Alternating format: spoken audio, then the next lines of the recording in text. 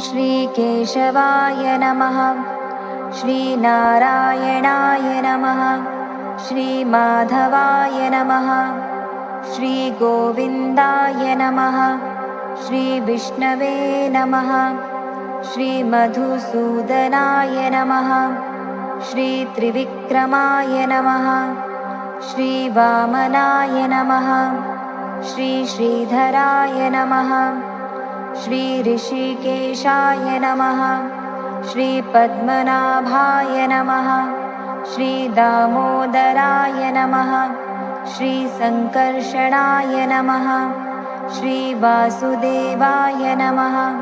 श्रीप्रद्युम्नाय नमः। श्री अनिरुद्धाय नमः। श्रीपुरुषोत्तमाय नमः। श्री अधोक्षजाय नमः। श्रीनरसिंहाय नमः। श्री अच्युताय नमः। श्रीजनार्दनाय नमः। श्री उपेन्द्राय नमः। श्रीहरये नमः। श्रीकृष्णाय नमः।